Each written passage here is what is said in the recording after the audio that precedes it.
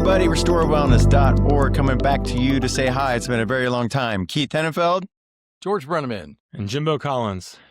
It's been a while. Catching up, yeah. Yeah, it's time to catch up. So we haven't been on for several months. So we thought we'd give a chance to review what we did the last time and what's happened in between, because there's been a lot of stuff where people are reaching out and reacting. So at the beginning of the year, we talked about how do you form habits. And Jim gave his advice on he hates New Year's resolutions. Oh, yeah. So, and that's actually something that I wanted to talk to you two guys. You guys have been really coming together. And so I thought I'd take a moment and say, hey, George, you're looking fantastic. You've been working directly with Jimbo, and we've been seeing a lot of good results. He's going to be starring in Breaking Bad Part 2 coming up here in the near future. Yeah, Walter White. There we go. Yeah, Nancy and I, beginning of the year, sort of said, we've been doing the wellness thing for a year now. What are we going to do different? And we decided to just dive in. And it's like every day we're home, we're up at Jimbo's for an hour.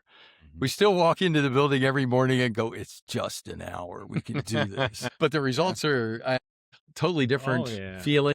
Yeah, you guys have done fantastic. Both have gained a lot of strength, losing weight, getting the nutrition dialed in, figured out you're learning macros. Right. You're learning how to be, like when we first met, you said you were doing keto. I'm like, I don't know about that. And then we figured out, it's keto light, keto in our heads, more or less. So still sneaking the caramel syrup in the lattes and stuff like that. But so one of the things with the nutrition side of it is you emphasize a ton of protein. So I think today was the first day I've ever hit my protein goal that you set.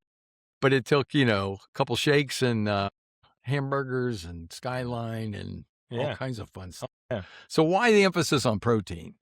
Well, protein is the building blocks amino acids are the building blocks of life, and that's what makes up protein. So it's crucial for the human body for a number of reasons. If you're going to be in training and fitness and doing resistance training, you have to have protein for healing and recovery. And the satiety part, having more healthy fats. Hungry constantly. Yeah, having more healthy fats and a protein-based diet has to be king for nutrition for everybody on all levels, pretty much, especially for active individuals if you're training and exercising and trying to get fit.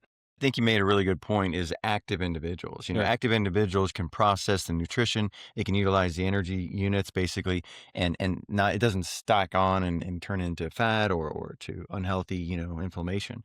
So activities, and that's what I love about what you're doing is that you're getting active, you're moving around, because retirement can do that to you. Retirement can really get you into these interesting ruts, and getting active is the vitality of life. Movement is the key to life. Sedentary is sedentary, as I say. Mm-hmm. And seeing that you guys are hitting the gym all the time is fantastic. And when I'm doing a lot of my patient consultation, the one thing that I'm saying is, what is your exercise doing? Tell me about your exercise routine. And it's funny, some of these stories. Well, I got a gym at home. Are you using it? And so we just have these nice light conversations. But I need these people, especially these people who are retired, to really make it their part-time job to be hitting a gym or hitting some type of activity goal every single day, because that's what's going to keep them young. We talked about that last week about, you talked about, a friend of yours that you're talking to, and it's like, if you don't make yourself a priority, it's going to catch up to you. There's going to be a consequence eventually. And so you have one body to live your life in. And whether you're 20 or 70, you have to be involved with taking care of your body. And that's resistance training is the currency for longevity. The more muscle mass, the more lean mass you have, the longer it's going to take for your body to deteriorate when you get sick in your later years. And it's like the currency for longevity. It's like insurance for your life, but it's also the beautiful thing about the more muscle you build and getting in shape and getting strong and healthy, but the more muscle mass you have, the more you can get away with, so to speak, right? So I tell people all the time, there's so many benefits to being on a low carb diet, so many health benefits. But if you're an athlete and you have a lot of muscle, you need carbohydrates for performance. Carbohydrates are for performance and for movement. If you're a sedentary person, you need zero carbohydrates. If you're going to be an endurance athlete or a strength athlete, you need to have carbohydrates. And so the more muscle you have, the more carbs your body can use. Okay. But if you don't have any muscle yet and you're not in shape and you have a poor metabolism, you don't need carbohydrates. Or if you have a condition or a disease or you have inflammation, obviously there's a lot of places for having a low carb diet, but it's not something that you have to be afraid of. The better in shape you get, the more muscle mass you have, the more carbs your body. So let's talk a little bit about that conversation. So if a friend of mine came up and said, George, I know you're talking about wellness a lot. What do you think of GLP-1s? And basically he wanted me to be able to tell him, yeah, it's okay to take them. And I'm kind of like, no, I think we're going to find out those are dangerous drugs. If you ever notice, a friend of ours is on GLP-1s, his shoulders look really, lean. There's no muscle anymore. There's no form to them. It's like they look like they're starving and there's no muscle in them. Yeah, the GLP zombie look. But I also think, retatrutide is one of those new ones that are coming out, and they're not your typical GLP-1s. They work in different modalities as well. But the standard Ozempics and such, they're basically taking and replacing discipline for a shot. And muscle is really what you use to break down fat, get rid of fat. And so these guys are just taking a shot and not even building muscle. So it's really not a great thing. And I also heard recently that it's also robbing people of their calcium at the same time giving them osteoporosis. So that's not a very unfortunate thing. So I'm not a big fan of GLP-1s unless you're in one of those 300, 400 morbid obesity situations where you need to get out of that window in order to eat. But if all you're doing is eating less of the same garbage, then I don't know that it's going to be a long-term benefit.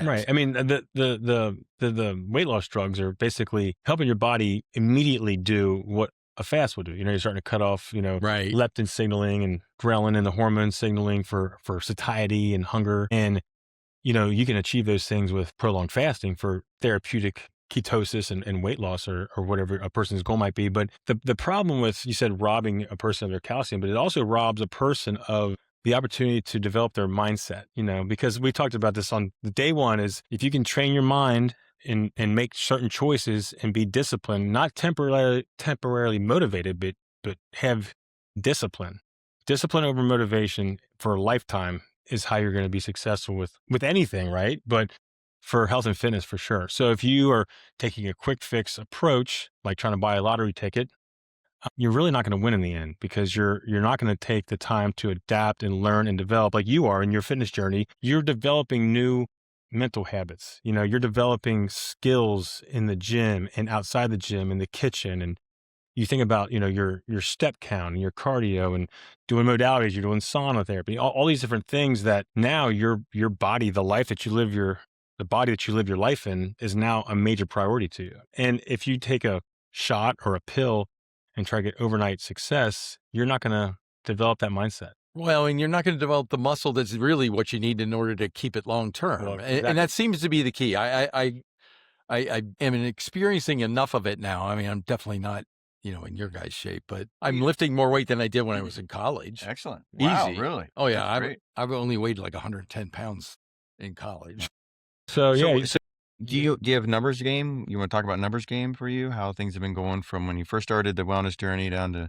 Well, I hit plateaus all the time, mostly because I still get migraines. And when I do, certain foods are what help me. So starches, for instance, and carbs.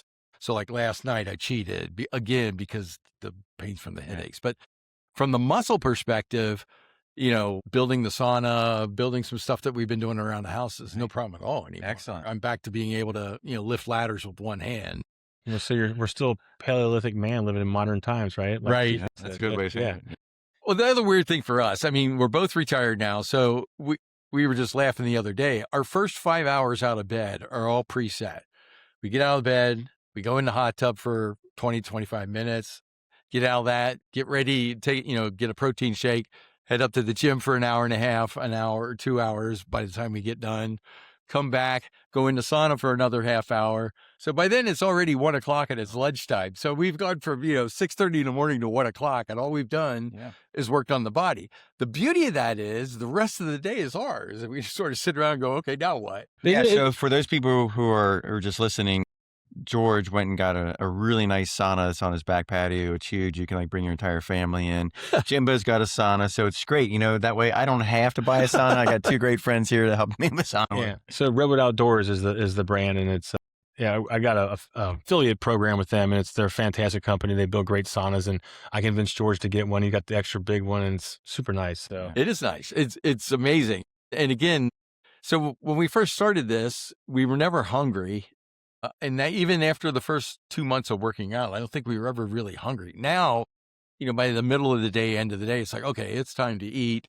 We whip out okay, what do we got room for today that we're going to try and eat? Tracking your macros, yeah. Oh, yeah. I like what you just said before. Your first morning of your day is completely planned out. And it's all dedicated to your health and to your body. And I mean, just hearing you say that, it makes me happy, because think about what a lot of people look and say, gosh, you put so much time into your workouts and into your, shopping for healthy foods and getting in the sauna and doing cardio, all these other things. But what else would you be doing with your time? Like, you could be sitting down watching TV. I mean, you could be doing a lot of things with your time, but what is more valuable than the body you live in, right? Right. What could be taking priority over that? Well, and so at the beginning of retirement, our big thing was, okay, we've been saving for years to do a lot of vacations. So we've been doing a lot of vacations, and we sort of thought of it from the perspective of, okay, we only got like 5 more years we can do this. We'll be 72 then, it will be too tired, too old to do that. And the other day, I think you yelled at us and said, that's not true. There's no way. You're going to make doing this until you're 90. It's like, okay, I hope we got enough to do it until we're 90, but and it's definitely possible.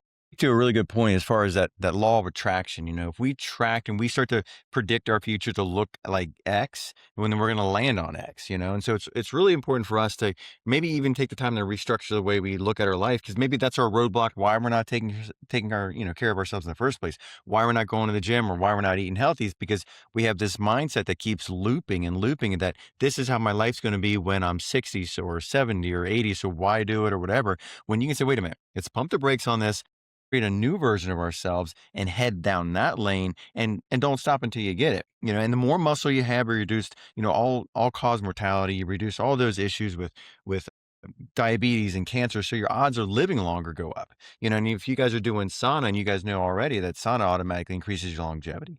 So putting all those pieces together, you are aiming at a trajectory that's going to give you health and wellness for your older years. You get to live in your older years vibrant and healthy and going hiking and doing all those wonderful things. And that's why it's so important to build muscle and to eat right and to get good sleep. Absolutely. And to do all those wonderful things. Yeah. And so don't give up. Don't give up because your mom or your dad just sat on the couch and looked at magazines. Now our kids are watching video games. We're going after it. And I'm proud of everybody for doing that. Yeah. I mean, it's like, you're not trying to survive, you're trying to thrive. So many people, they think about, oh my gosh, when I get elderly, I'm going to be just trying to survive and just get by and just, not be miserable. But that's not the right way of thinking. Like we said, when I talked to you guys, I said, you guys have these timeshares, you got all this time. I said, you guys should be training right now, building up your physiques and your strength and your endurance and every bit of your fitness life, so that you can enjoy the rest of those years and travel and do those things. And you should look at it like, by the time you're 80, you should be able to do anything that you could have done when you're 60, and maybe even better, because you're going to have that much more training and fitness under your belt by then, It's been incredible. I don't think we'll be going back anytime soon. That's for sure. Yeah. One of the things I say is, if you want to be a great grandparent, you got to start doing great things today. Well, and that was always the storyline, is that, when we became grandparents, it's always, okay, am I going to be able to get up off the floor after I play with the kids? Well, now it's kind of like, okay, can I build a treehouse with the kids? Right. So we're getting there. Let's change gears a little bit. One of the things that we spent a lot of time with Dr. Seyfried and then reviewing what we did with him was talking about cancer and some of the stuff that's happening. There's more new research coming out. Both of you guys are now getting inundated through word of mouth with cancer patients. Go over a little bit about what you've been doing and what the side effect is of, we've been talking about some of the things to help with metabolic health. And now it turns out cancer is a metabolic disease. I mean, that's Seyfried's entire point. What have you guys been doing? What's working? What isn't working? Why are people flocking to you? I'd have to say that one of the biggest movements that Thomas Seyfried has shifted in the way I think about cancer is I look at somebody and I say, what is their vitality of their cellular level? Like, well, what's going on in vitality on the cellular level? Like, how are they processing? What's their metabolism like? What's their liver doing? I've gotten a whole new look about what I think about the liver. Is it congested? Is it fatty? Is it full of toxins? What are you exposed to? How can we clean that up? And starting to say, okay, let's take you through the washing machine let's get all this inflammation off of you. Let's get the bad things out of your life, not just including diet, poor behaviors, your environment, your relationships, everything that's toxic, and start removing that out of the system. But obviously the research that recently came out, peer reviewed, very well studied, 80, I think it is, 80% of the people have recovery or remission of cancer when taking ivermectin and mebendazole. And that's just flooding the market. And to the point where it's getting a lot of oncology's attention, and they're no longer pushing back against ivermectin and mebendazole. They can't, because the research is standing there, open face. And then what you're also up against is that you're up against these big pharmaceutical companies that are pushing these big toxic drugs that are causing more mitochondrial dysfunction. How does that make sense? And I can't say that, I want to talk necessarily against all of it, because there's new research coming out with biologics and lower side effect profiles. So I believe that we're in a great space to work together to cure cancer. But this whole tradition of chemotherapy and kill it all, kill it all, kill it all is obviously leaving devastating, impact on the human existence. And Well, I think it's no longer a debate what cancer is. It's dysregulated cell growth due to the deoxygenation of the mitochondria. And so what damages the mitochondria? That's a lot of things. Right. Mental stress, physical stress. I mean, we as as athletes, okay, physical training, anytime you put a demand on your body, you're causing some mitochondrial damage, which is part of being, you can't avoid it as a human being on planet Earth. But how do you negate the bad stuff and minimize it and know how to recover? And then once you have so much dysregulated cell growth and the mitochondria is so damaged, then that's when cancer thrives. And we know now that cancer can only survive on those two fermentable fuels, the amino acid glutamine and glucose. And so now we know, and like with Seyfried's 40 years of research proving that he's never one time ever seen a tumor that can survive without glucose and glutamine. Hasn't seen one, doesn't exist. So we know it's a fact now. It's not really a debate any longer.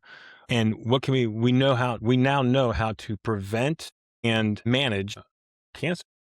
that's the other, to go back to muscle as medicine, right? The more muscle you have on, the more you're going to suck down glutamine and glucose. It's not going to be free circulating in the system. Therefore, you're not going to have these free radicals just waiting to feed off of, off of these two fuel sources. And at the same time, you're getting great cellular turnover. So you're not going to get these old cells that are hanging out and becoming dysfunctioned, because your muscles are saying, you know what, I don't like you, I'm going to eat you. And that's where the prolonged fasting comes in with autophagy. Right. And so putting those whole pictures together with good, clean eating, good muscular buildup, using ivermectin and mebendazole or mebendazole for stem cells, it's just fantastic. And it makes it kind of almost an easy game now. But what's also unique is my cancer patients are getting healthier. They're feeling better. Even though they have cancer, they're actually feeling better. Well, because the metabolic problem is what's causing everything else. It's causing, high blood pressure. It's causing all of the other issues with, Alzheimer's and stuff. Well, I think I mentioned that in the gym like a few weeks ago. We were talking about, I said, I bet nobody in here while they're weight training, while they're strength training is thinking, hey, I'm doing this to prevent cancer, but they are,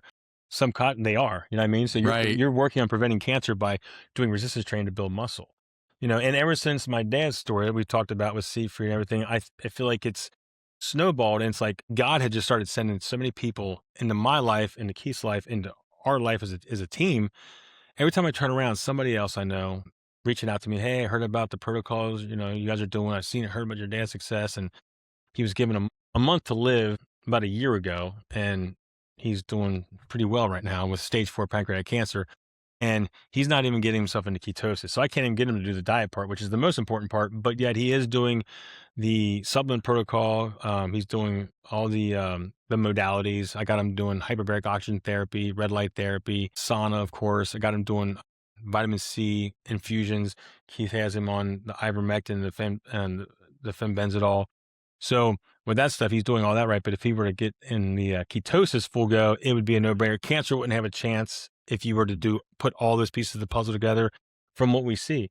And we got so many people coming in using the modalities. My dad's pleural effusion in his lungs. He had nodules all through his lungs. After introducing hyperbaric oxygen therapy, after a couple scans, they saw that the lung nodules are completely gone. Completely gone. Yes. And that's the O2, high pressure O2. The combination of everything, Yep. And so you're putting all the pieces of the puzzle together, but that was the one new thing that was added to the protocol And it's pretty interesting that now you can't, there's no nodules left in his lungs. So And his Natera test came back last. yeah, Right? yeah. So we're The stem cell treatment, the stem Mhm. cell testing. So we're making pretty good gains. Now there's some individuals out there that have a complicated cancer, very complicated cancers, and maybe they came to us late in the game, and it makes it a lot more difficult. And if anything, in those situations, we're prolonging, their life. They're feeling stronger and healthier during that time frame. And then at the same time, there's other doctors who will say, "Listen, your cancer is still there. We need to high dose your chemotherapy." Then that puts a whole Right. And all of the stuff that we've been talking about in the Seafried protocols, all of that makes the traditional chemo work better and at lower dosing. at lower And it can dosing. help with the day, like a lot of the modalities, the red light therapy and hyperbarics can actually help with the side effects from the damaging side effects of the toxic treatment like chemo and radiation, things like that too. So we've been talking about some of the stuff that's been going on with you guys with cancer. We're talking about the benefits of fitness and muscle training. What are the other things that you've seen over the last, it's been 4 or 5 months since we've done this. What kind of things are you seeing in the research you're watching and in the information and talking you've done with patients? I think it has really made a pretty big impact on people's health. They're going out there and they're getting more information on a level that they can understand.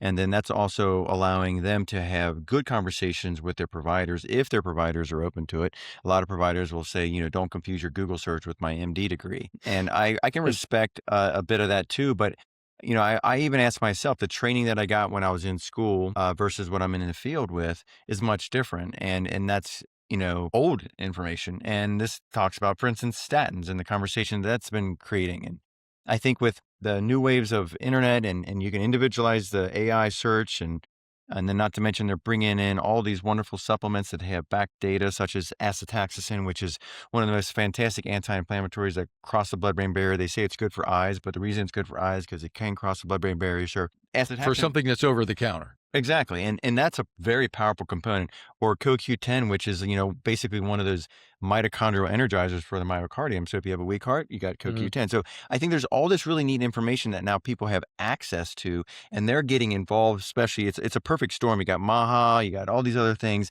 and people are getting really involved in their health. And what we're seeing is this vitality community, this vitality culture. I saw this guy today talking like a real, he's like, if you're drinking alcohol in the year 2026, you must be an idiot with all the research behind it. Right. And so I find that we're going to see this blossom and it's going to blossom into our children as well. So I'm very hopeful with that situation. Well, and I will say part of what we're trying to do with the Restore Wellness effort is to get that knowledge out there. And there are so many things now that after doing all of the reading, the research, looking online, talking to the AI, there are so many things out there now that when I look at them, I just know I can't do it. So I used to be addicted to Diet Coke, Diet Coke with lemon, Diet Coke with orange juice. I can't look at that anymore. Once you know what the chemicals are in that, how it's hurting you and creating insulin resistance and the long-term side effects, all that, I can't even look at a soda fountain anymore, much less actually even think of drinking one. Yesterday, we went to a restaurant we've never been to before, and both Nancy and I felt horrible afterwards. I'm convinced that the chicken was fried in seed oil that hadn't been changed in a while. And so it's like our bodies are now super sensitive to the poisons that are out there.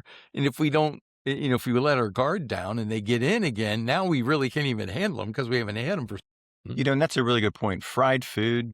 I think fried food should be outlawed. I really do, especially with the fact that it's, high temperature vegetable oil, because vegetable oil, canola oil is very cheap. And, obviously you got these large vats that they're filling it up with, and it's cooked at high temperatures. They're carcinogenic right off the bat. And then we're putting our food into it, wrapped up in, probably flour and all the other stuff and salt. And you add that perfect combination. Next, you're eating pretty much poison. So I highly recommend no fried foods, no French fries, no French onion rings, or Even with lard, the steak and shake phenomenon.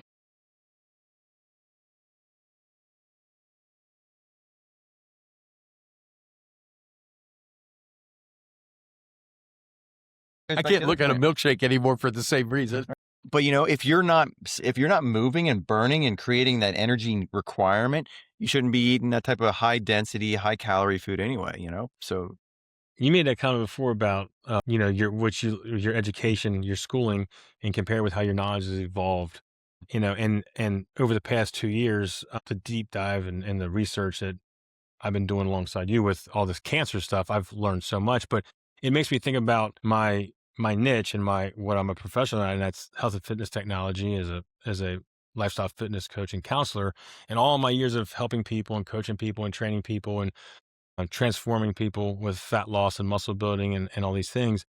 My degree in health and fitness technology and nutrition, all those things, but all of my results or all the results that people have gotten through coaching, those are like my studies or like the research that's been done. Like I know for sure what works because I've done it time and time and time again. So if the textbook says this over here, like if you look at the American Cancer Society website, it literally says on there that cancer is a genetic disease. It's the somatic mutation theory. Well, it's been debunked, but there's no money in treating it otherwise. Right. That's the problem that we have. And so, and if I can add to that, Socrates, Hippocrates, all these early doctors, what did they do? They had access to observation. They observed someone die in the street. They pulled him off the street. They put him on a table. They cut him open, and they made observations. And then they made kind of like, let's see what makes this work. Let's make that work. And it was observing the culture at the time, not observing cultures from a long, long time ago and trying to apply it today. Mhm. Diet has changed, environment has changed, all these things has changed. And so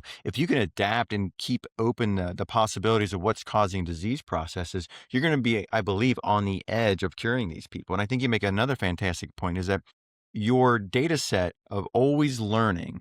And unfortunately, I can't stop not learning. It's my job to always be on top of things so I can benefit my patients. But then you got other people, honestly, they're like, listen, I Don't have, wanna learn. I have PTS who are going through school. I don't want to unlearn another No. single thing. This is what I'm supposed to do, A, B, C, D, and you're out of my office in 6 minutes.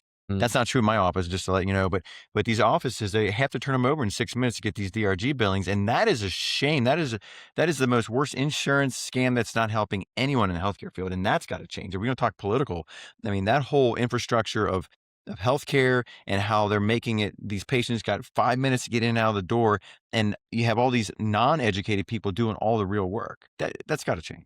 Well, and the observation is probably the best part of it. A lot of what's going on with what we've been talking about is actually getting back to stuff that, there was no such thing as cancer in the 40s and 30s because everybody worked all day long outside moving around. So how's it genetic, right? Like right now we're up to 1 in 3 people have cancer.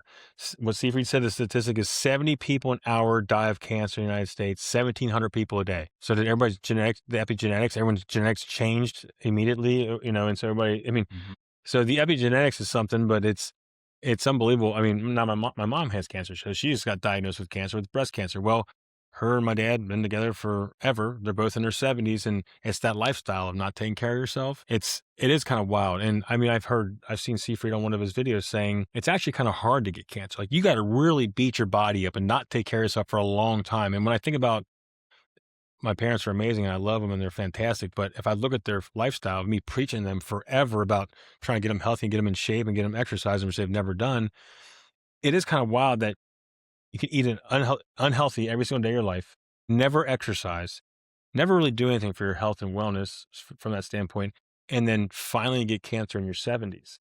And the point is, it's not that easy to get. You got to really beat your body up, Right. And so now we're at a point where 1 in 3 people has it. So what's going on here? It's not genetic. So Also not personal. I mean, there's some opportunities where you get like a lot of chemical exposures, Right, glyphosate and all that stuff that's coming from the like we said, Monsanto there's conversation. so many things that causes the mitochondrial damage, and a lot of things isn't your fault. It isn't always lifestyle, like you said. It can be things that are out of your control, exposure, and that's one of the things that we're learning now. So how do we control the controllables, right? Yeah. Well, let's sort of wrap it up. I guess the big thing that seems to be the common thread through all of this is, we all went to school for college to get a degree. It took 4 years, took, in this case, tens and tens of thousands of dollars anymore nowadays. But you invested that 4 years to get a degree that may or may not be useful and is probably outdated by the time you get out for 10 years. How much time did you spend on keeping your body in shape? How much time did you spend, learning about what mitochondrial health is and how do I avoid getting cancer at age 70? What is it we can do to help people get to that first step of being curious about it, that they have to start learning more. They have to start, getting up and walking around after meals and stuff like that. Jim, you'll probably say something completely different, but I believe that the individual has to really begin to understand the self-worth model. I think they need to understand that they're beautiful and wonderful on the inside and they're worth to put in the effort, that they have to love themselves enough to go and do the necessary things to get healthy. And it's overcoming that hurdle, that introspective, I'm worth it. I love myself. I need to start taking care of myself for my friends and my family. That, I think, is probably the biggest hurdle why people don't do the necessary changes. And when they realize that they need to make themselves a priority because they're worth it, then I think things just happen a lot easier. That's true. That's 100% true. And with all my consulting with people, I tell people that, it's you've not made yourself a priority for all these years, whether it be career, family, other obligations. You've put yourself last, and it's time to invest in yourself and not just educate yourself, but take action, and start a health and fitness program and getting in shape and losing body fat and building muscle and stuff. But along the way, you're going to be preventing disease. And so while you're at it, educate yourself about disease. Once you understand what cancer is, then we know how to prevent it. Do things that are not going to add to damaging your metabolism and your mitochondria. And so it all takes off. It's all part of your own personal fitness journey, health and wellness journey. Knowledge is the key, I think. That's my engineering background. But once you understand what's good, what's bad, what do I need to do more of, what do I need to do less of, that's what we're trying to do. If you've got questions or comments, send us a note. You can reach us at info@restorewellness.org, or just send a note however you see us on X, Facebook, wherever. Thanks for listening. We'll be back soon, hopefully. Yeah. Take it easy. All right. Take care.